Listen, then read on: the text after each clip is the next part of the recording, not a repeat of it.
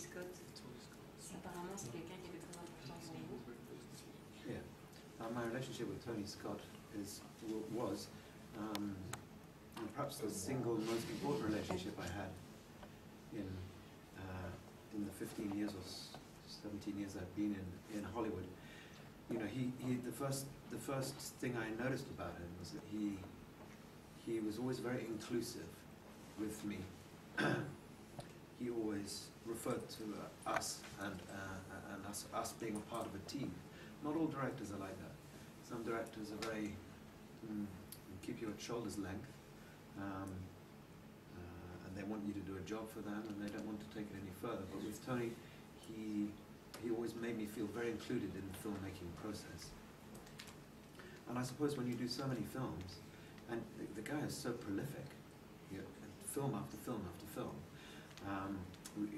not just the feature films that you would see in cinema, but I've never really done commercials. As a composer, I'm not really interested in commercials on this side of things, advertisements. But Tony insisted that I do his commercial. He only did one sort of commercial, which was a Marlboro thing. And the reason he liked to do the Marlboro commercial is they gave him a lot of money and let him film beautiful Wyoming or wherever it was.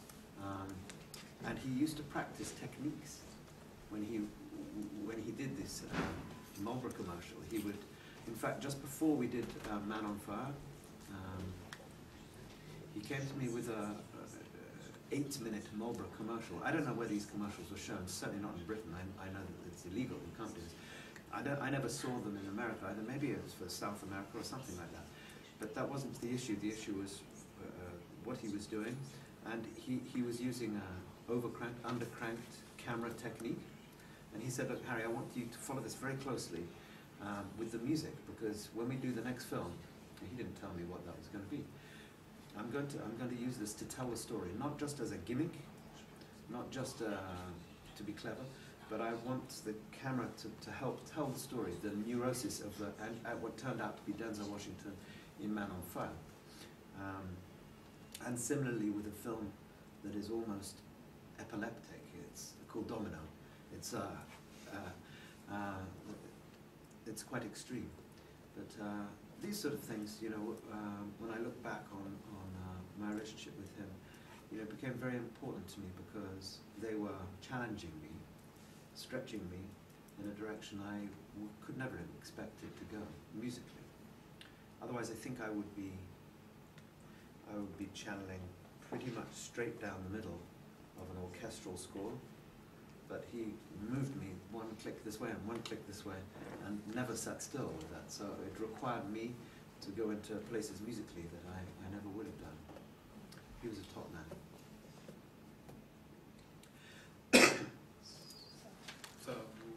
Ça va? Par rapport à votre...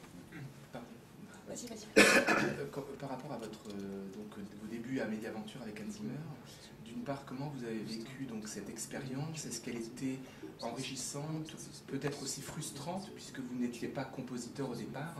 Et après, comment vous avez vécu votre première BO comme une libération? Yeah, there was no frustration. I had no frustration when I began as a film composer because, you know, you can't walk right into any more than you can walk into being a journalist for the New York Times immediately. You're going to have to start somewhere. So for me to start as an apprentice to Hans Zimmer was an unbelievable opportunity, and I wasn't frustrated at all to begin with. There's so much to learn, and I don't just mean in music.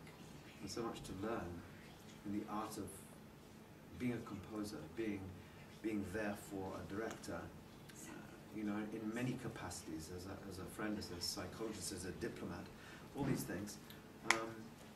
And as with anybody starting out with a new direction, you know, I had to have time to learn, and inevitably the best way to learn is whilst on the job, not in a classroom somewhere at a school. For me, it wouldn't have worked. But here, okay, Harry. So here's a theme here. Go in that room. Don't come out until you've made this work in this particular film, in this particular scene. Now I've written the theme in a major key. I want it in a minor key. I've written it on a piano. Go to town with the orchestra. So, okay. So these are opportunities that arose through my association with Hans Zimmer. I can't imagine how I would have started off otherwise. But it sounds like quite a premeditated plan. But actually, in 1995, when Hans called me, we had just become friends the year before, and he called me he knew I was keen to come to Los Angeles and try. I had no bigger plan other than to not mess it up. I had no sort of vision of how the next 10 years would be, or the next 20 years. All I knew was that someone who I liked and respected said, come work with me for a bit, see what happens. And so the first year or two, I remember after the first year, I went to, Hans invited me to his birthday party. It was his 40th birthday. And, you know, I was his guy who made the tea for him. I didn't necessarily have to be at his 40th birthday. There were only 7 or 8 people there in a very fancy restaurant in Beverly Hills. So I was like, oh God, I'm not sure I have the right clothes for this thing. So I went there, actually, we went there together because Hans didn't drive then. He just got his license fairly recently. He didn't drive. It's far too dangerous because he'd be working till 3 in the morning. The guy would just be asleep. So I drove him to his party, and you know, Jim Brooks was there, and all these filmmakers. And it was maybe 1 year after I got to LA, and sitting opposite me was a guy who was checking me out. He was listening to what I was saying, I could tell. And he was a filmmaker. He had a film. He was had produced a few films that Hans had scored, but he had just directed his first film. And he said, he spoke to me, he said, you know, I know you're very friendly with Hans right now. I really want Hans to do the score from that movie. I really do. It's very low budget. I don't know whether he has time. I really want him to do this. So I said, okay, great. And I heard later in the dinner, I heard him mention the film to Hans. When we drove home afterwards, I think we drove back to the studio. Typical Hans. Right, we're going back to the right. Okay, I can't remember what film he was working on, but whatever he was working on, I was working on. So we went back to the studio. In the car on the way home, he said, I'm not going to do that. You want to do it? Does that work? Yeah, absolutely. But how can that work? I mean, he wants you, Hans. He's like, Harry, you know, this is an opportunity. I can make it work for you. Maybe it's going to say music by Hans Zimmer, but you can do it. It can be your thing, okay? It's perfect. It's a love story. So, so he had the director call me, and I've done that director's films ever since. His name's Dan Allen. He's not a huge filmmaker in LA, but he's made 5 or 6 films. I have done them all. They've all been tiny little things, but he's become a great friend. And you know, that was 1 year after I started, and I had to beg Hans. I think Hans was working with John Woo on John Woo's first movie. It was called Broken Arrow. It's a pretty horrible movie. And Hans was doing this sort of music, and I was like, I don't think I could. I don't relate to this music anyhow. So look, please, can I just not work for you for a couple of months, 2 months maybe? I can do this film. And the film that I got to do is called The Whole Wide World. No one probably knows this film. I sat there and kind of fell in love with the actress, who became a great friend, Renée Zellweger. And she was like me. She had just come to LA from Austin, Texas, where she lived, and she didn't have a career. It was one of her first films. It was one of my first scores, and I remember Dan Allen took me bowling with Renée. And you know, I got to write a love theme, and there was no budget for orchestra or anything like this, but it's a good example of how these things can happen. And people often ask me, you know, how could you start?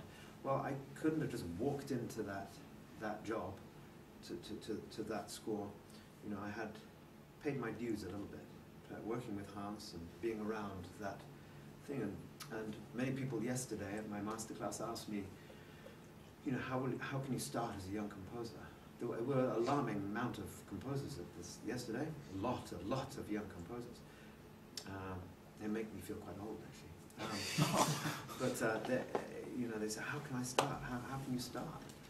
And my answer is always the same: is to find a cool, busy. No point in having like some guy who's not working, like really busy film composer.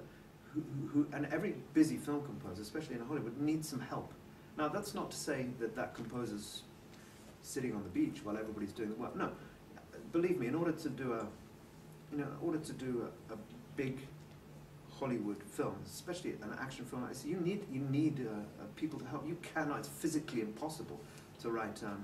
What was the last big action movie? Total Recall. I did last year or year before. This is 110 minutes of music, slightly symphonic, a lot of programming drums, and the picture is changing, being cut the whole time. I have one person who looked after only seulement the movie. So every time they would send over a new copy of the film, her job was to look at the film, look at the music I had already written, and see what needed to change. I couldn't be doing. I had to be moving forward with the next cue. So she would come into my room and say, "Look, Harry, you need to look at that cue again. You've got to rewrite it. He's completely changed. This cue, I think you could save. You need to take a couple of measures out here. Maybe speed it up. It'll work. This cue, you're fine. He didn't change." And this is happening every 2 days, and it goes on for a month. So yes, that was her job. So yes, one needs help. So if you can, as a young composer, if you can be one of those guys who doesn't have the responsibility, the full weight of responsibility, but can really see what's going on and how it works, it's invaluable and probably the very best way to start. Don't want a long answer. Vous avez eu une très fructueuse collaboration avec John Powell. Fertile? I'm not sure that's the right word. Je suis pas certain que c'est le mot, mais... It sounds, yeah. Okay. Et comment avez-vous travaillé avec lui et pourquoi est-ce que vous avez finalement arrêté? So yeah, my story was that I went to join Hans. When I got to Media Ventures, there was Hans Zimmer, the boss. He had a composing assistant. His name was Nick Lenny Smith. He was just moving on, and I filled his shoes. And then there was a technical assistant. That was it. So now maybe Hans has 40 or 50 people. I don't know. I'm not there anymore. But after 2 or 3 years of me being there, a guy called John Powell showed up. Now he showed up very different to me. He already was a composer. And when I showed up to Hans's doorstep, I couldn't call myself a film composer. I hadn't done any films. John had done a lot of commercials in London. So he'd already earned a lot of money and had experience. He had, and money equals gear, samplers. Not, again, something I didn't have when I arrived there. So he was already kind of set, and he came, I think, with a plan. His plan was, he knew what he wanted to achieve from Hans and with Hans. So I don't think he ever really worked for Hans like I did. He showed up, and he was very talented, and he had a room of his own, and he started to work on small things, I think. And then one day, Hans said to me, "Look, listen, there's this animation called Ants, the first computer-generated thing from DreamWorks, and I don't think I'm going to be able to do it. I'm too busy." Now, I spoke to Jeffrey Katzenberg, and I said, "What about my guy Harry?" So Jeffrey said, "Who?" Of course. I said, "Well, what about this guy John?" He's like, "Well, who the hell's he?" "Well, what about both of them?" "Yeah, okay."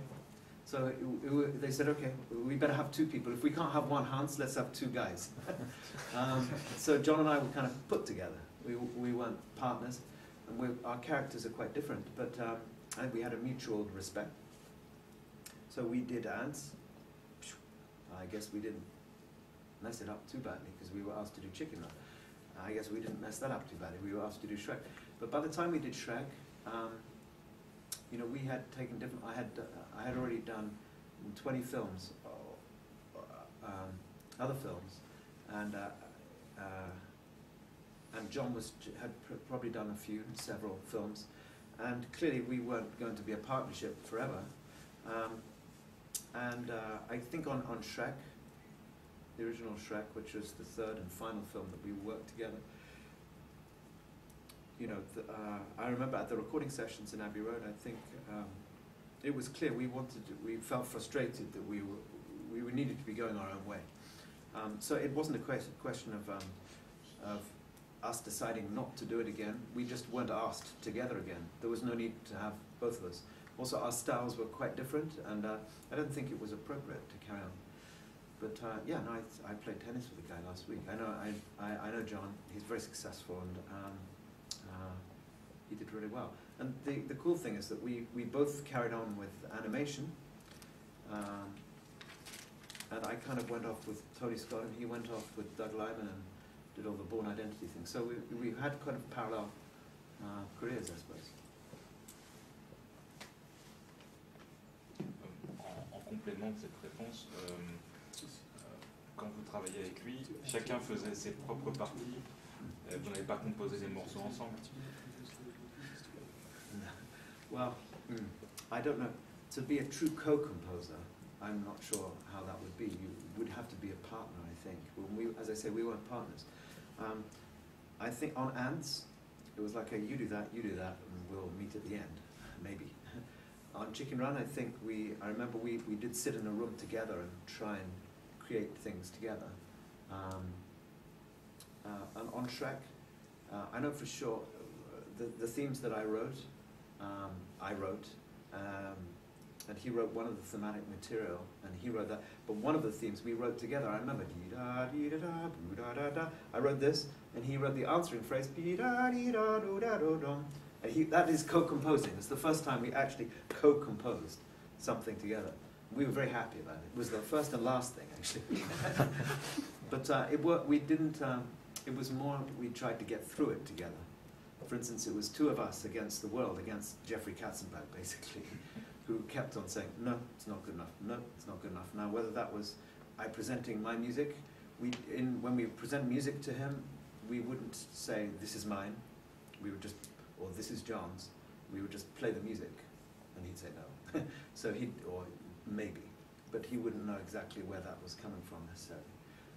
So it wasn't a match made in heaven, but not in hell either.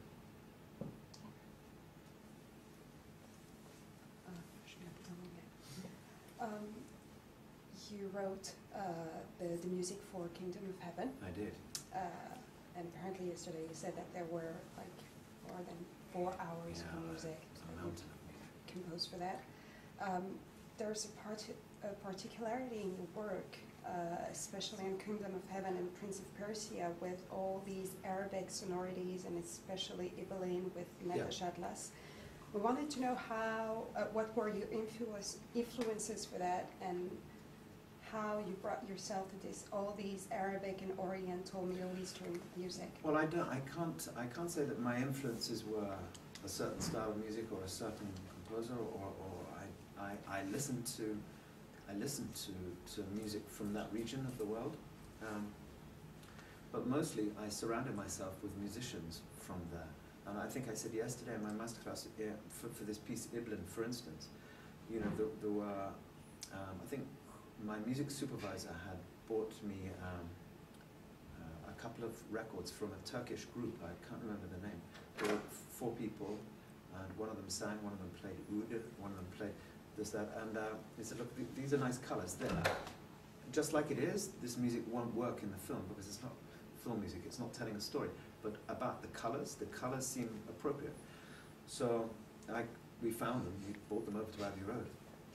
And I had them at Abbey Road, and I had already written my theme, the Ibelin piece you heard, and I showed them that and asked them to bring their colors to it.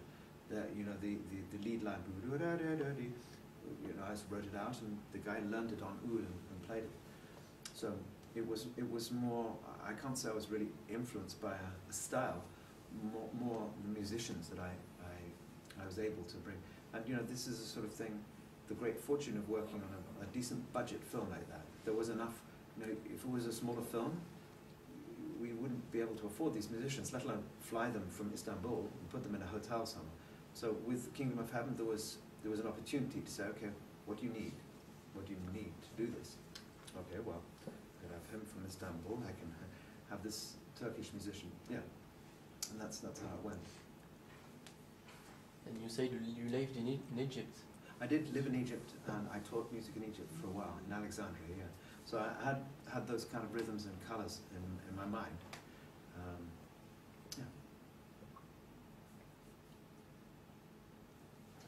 You were talking about collaborations, Yeah. especially with John Powell, but one of your collaborator or Trevor Rabin, Yeah.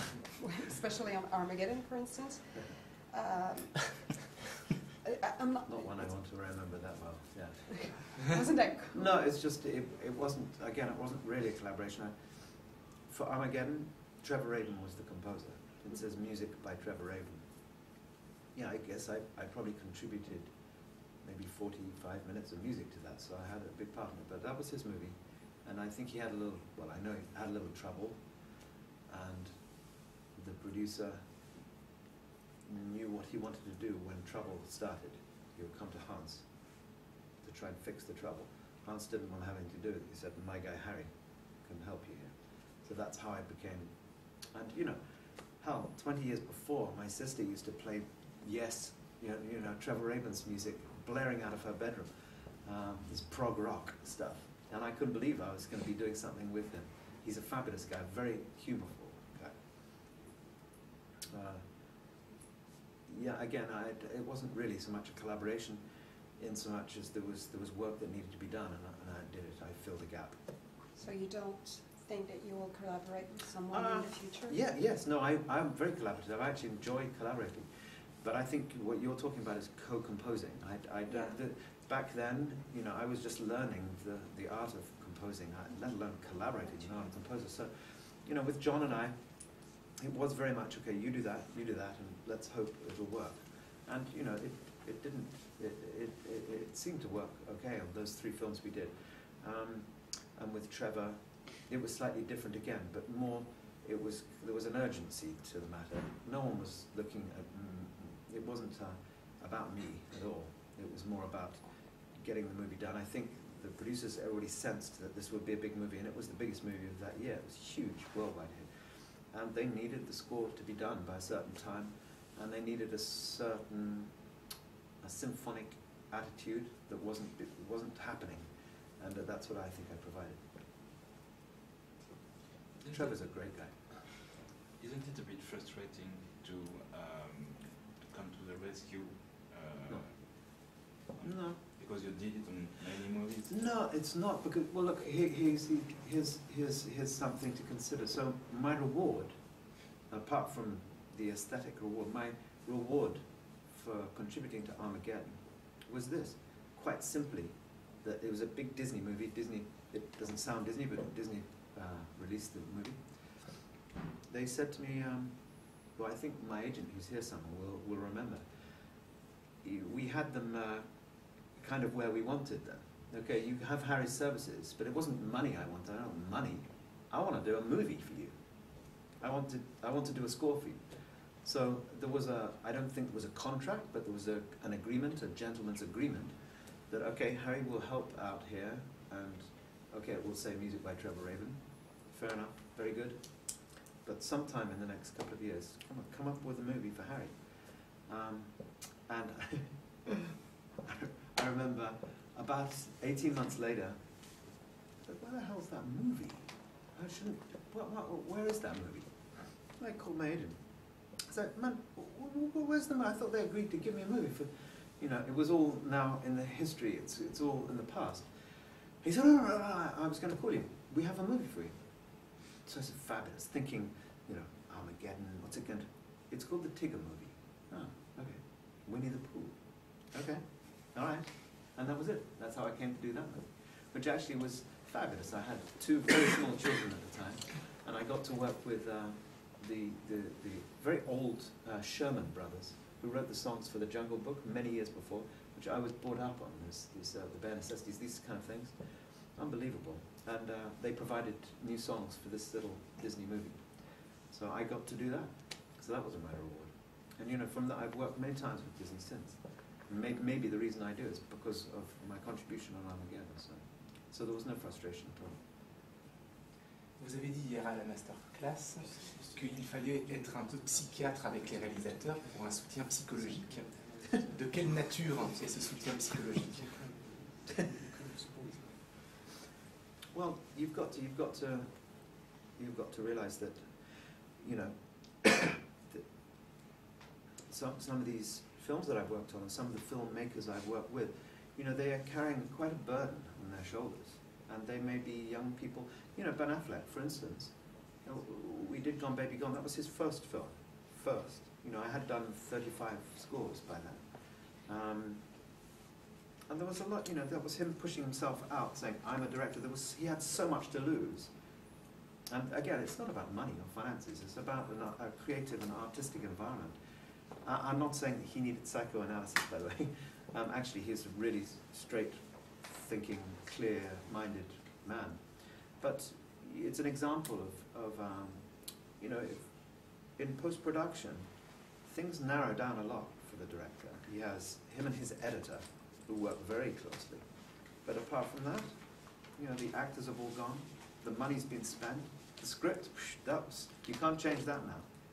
So the music is really, really something that can affect his film and the outcome of the film. And so there's a big engagement between director and composer at that point. And yeah, often one will find a director in a tough place, because maybe he hasn't shot it exactly how he wanted, and he realizes that, and maybe the film isn't quite working how he wants it, and he needs something else, and he's going to come to the composer for that. Does that answer your question? Yeah. Moi, j'aurais bien voulu lui poser la question de savoir comment est-ce qu'il travaille avec les gens du son.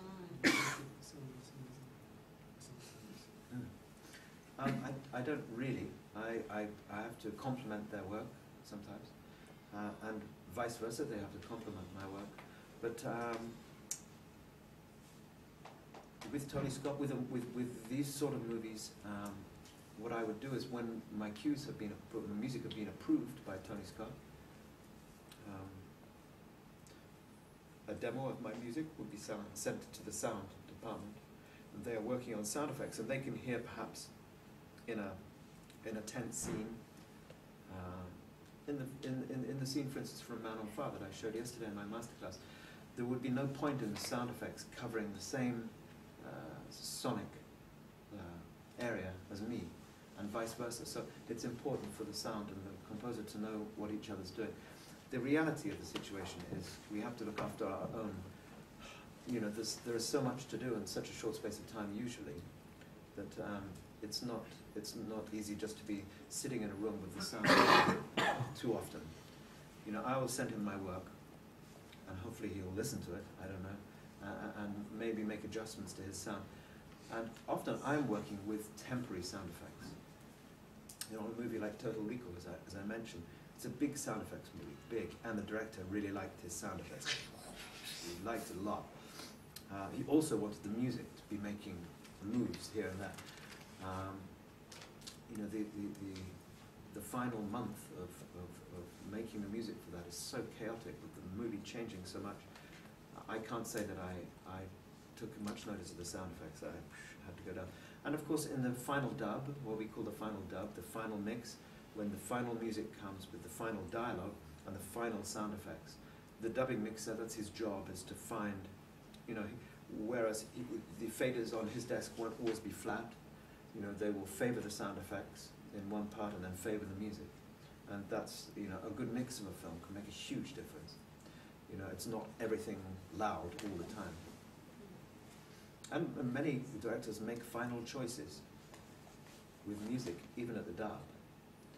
You know, directors such as Michael Mann, for instance, you know, maybe have several different choices of music up to that point, and then will make their final choice on the music. It's kind of alarming as the composer. Far better to know what to expect. Par rapport à cette méthode, Le fait qu'il n'y ait pas, qu'il y ait beaucoup de changements de montage, est-ce que ça vous empêche pas, vous, d'imposer de faire des thèmes, des mélodies? La musique est de plus en plus... Excusez-moi, j'ai même répéter. Par rapport au montage qui change tout le temps, ça doit poser problème aux compositeurs pour créer des mélodies, des thèmes. No, not really. I mean, it's like saying no. I mean, that's part of a composer's job is to deal with these things. So it's no good me sitting here saying editing makes my job impossible. I can't say that.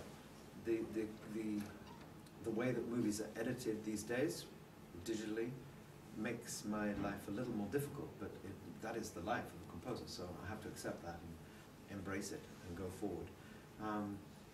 No, I mean, as I showed yesterday, for instance, the very first cue in the first movie of Shrek, this music I wrote, and I intentionally wrote my